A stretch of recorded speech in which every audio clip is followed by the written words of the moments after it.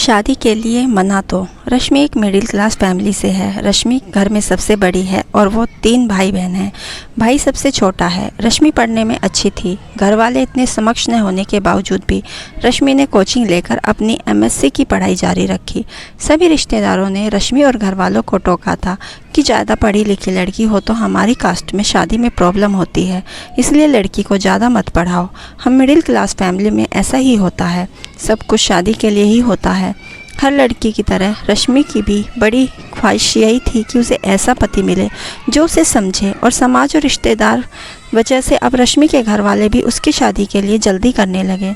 शादी के लिए कई रिश्ते भी आए, लेकिन शादी के लिए जब कुंडली मिलाई गई तभी घर वालों को पता चला कि रश्मि की कुंडली में कुछ दोष है, जिसके कारण कहीं भी बात नहीं बन पा रही।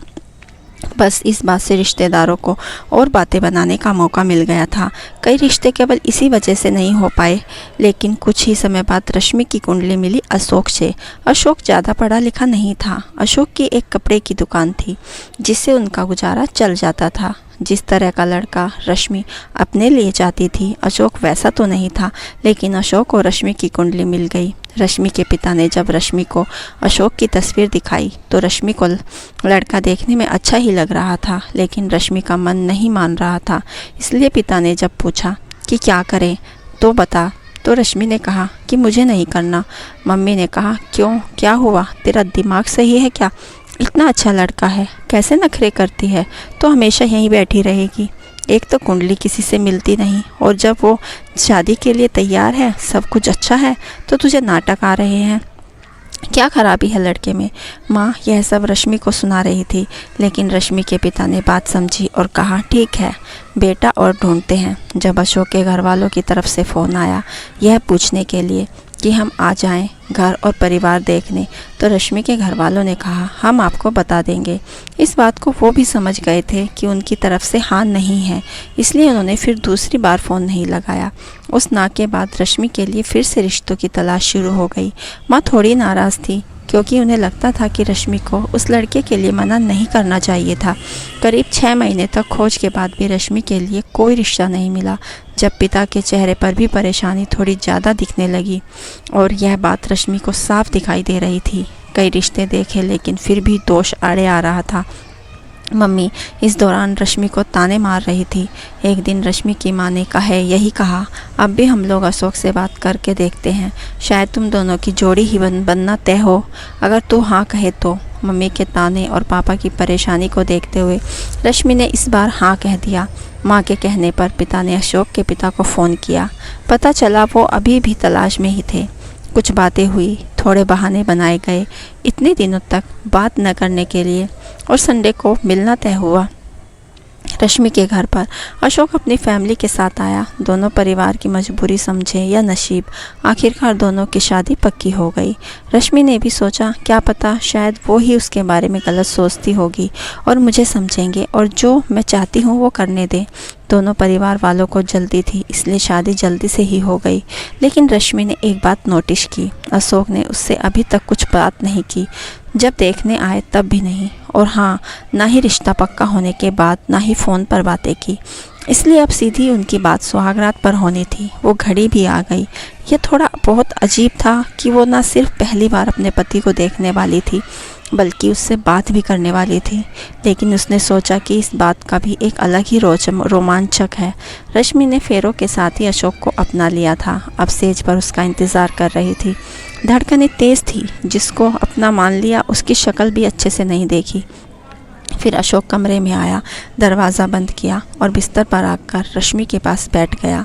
और सबसे पहली बात जो अशोक ने पूछी वो थी, मुझे पता चला कि तुम मुझसे शादी नहीं करना चाहती थी, क्योंकि मैं पढ़ा लिखा नहीं हूँ। उसकी वजह से मैं थोड़ा गुस्सा था।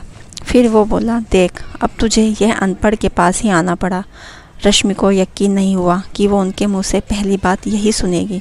उसने बोला किसने बोला आपको? ऐसा कुछ नहीं है, ऐसा कुछ होता तो मैं शादी ही नहीं करती। अशोक और गुस्सा हो गया। अरे चुप कर, वो तेरी शादी तो हो नहीं रही थी, इसलिए तू मेरे पास आई।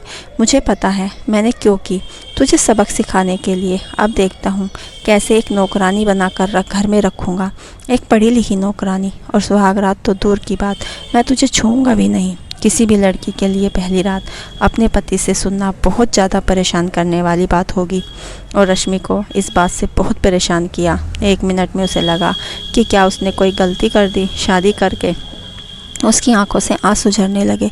सारी रात उसने बिना सोए निकाल दी। अगले दिन वो घर के काम में लग गई। सास ससुर का स्वभाव अच्छा ही था। काम करते करते उसके दिमाग में उनकी कई बातें ही चल रही थी। रात फिर अशोक कमरे में आया। रश्मि कुछ काम कर रही थी। अशोक फ़ोन पर अपने दोस्त से बात कर रहा था। कह रहा था, मैं इसका घमंड ठिकाने लगा दूंगा और भी न जाने क्या क्या। रश्मि के तो शादी और पति के अरमान पर जैसे पानी फिर गया। रश्मि का जी तो चाहा कि वो अभी घर चली जाए, लेकिन फिर उसे अपने घर वालों की परेशानी का ख्याल आया। फिर कुछ देर चुप रहने के बाद उसने सोचा, जो चाहे करे, उन्हें करने देती हूँ, लेकिन मैं अपना काम करती हूँ। तब से वो सिर्फ अपना काम करने लगी, क्योंकि उसके पास कुछ और चारा नहीं था। कहीं ना कहीं वो यह समझ गई थी कि अशोक उसे दुखी करना चाहता है। अगर वो उसका उल्टा करेगी तो ऐसा दिखाएगी कि उनकी इन बातों से उसे कुछ फ़र्क नहीं पड़ रहा, तो शायद अशोक को यह खेल बंद हो जाए। आखिर पढ़ा लिखा होने के कुछ तो फ़र्क पड़ता है। रश्मि ने जीवन की सबसे बड़ी चुनौती को स्वीकार किया। उसने घुटने नहीं टेके। उसने सोचा कि रोना नहीं है, बातों को ठीक करना है। जब तक उसके साथ में है उसने यही किया। वो बेवजह खुश रहने लगी। अपनी सास ससुर को अच्छे से बना के खिलाने के साथ साथ मंदिर मार्केट जाने लगी। चेहरे पर कोई परेशानी नहीं। अशोक यह सब देख रहा था। वो भी अपनी कोशिश में लगा था। करीब 20 दिन बाद ही उसके चेहरे का रंग उड़ने लगा। उसे लगा कि रश्मि को तो कुछ फ़र्क नहीं पड़ रहा, तो इसी बात से दुखी होने लगा। इस दौरान उसके दोस्तों से बातें पेयर जारी था। रश्मि का यह प्लान काम किया। अशोक का सब्र का बांध टूट गया और फिर एक रात जब रश्मि कमरे में गई तब अशोक ने दरवाज़ा बंद किया और ज़बरदस्ती उसे पकड़कर बिस्तर की ओर ले जाने लगा। लेकिन इस बार उसने रश्मि का वो रूप दिखा जो उसने सोचा भी नहीं होगा। रश्मि ने अपना हाथ ज़ोर से झट मार के छुड़ाया। कहा कि क्या कर रहे हैं आप? अशोक जैसे घबरा सा गया। उस दिन सुहागरात पर आप कह रहे थे कि आप मुझे छुएंगे भी नहीं, तो लगता है आज आपने उस आवारा दोस्त ने फिर आपको कुछ सिखाया है जो आप मेरे साथ ज़बरदस्ती हरकत कर रहे हैं। अशोक बोला, मैं तुम्हारा पति हूँ। रश्मि ने कहा कि हाँ, आप पति हैं और मुझसे प्यार कर सकते हैं, लेकिन यह प्यार नहीं है, यह कुछ और है। मैं आपके लिए आई थी, सब कुछ छोड़कर आपके घर आपके साथ रहने, लेकिन आपने आते ही मुझे नौकरानी बना दिया। सबक सिखाने की बात करने लगे। अब आप मुझे तब तक नहीं छू सकते जब तक मैं नहीं चाहती और जब तक मुझे नहीं लगता कि आप मुझसे सच से प्यार करते हैं। उसी पल से रश्मि ने अशोक की आंखों में बदलाव देख लिया। उसे पता था कि अशोक का गुस्सा उस गलतफहमी की वजह से है कि उस न की वजह से, लेकिन उस बात से आगे बढ़ना होगा। अशोक बुरा इंसान नहीं था। उस रात के बाद वो रश्मि की नज़रें भी नहीं मिला रहा था। चुपचाप रहने लगा। समय बीतता गया। शादी को 5 महीने हो गए थे।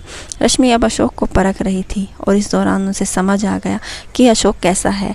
एक ही घर में रहकर अपने ही पति के साथ ऐसा करना अब मुझे भी चुभने लगा।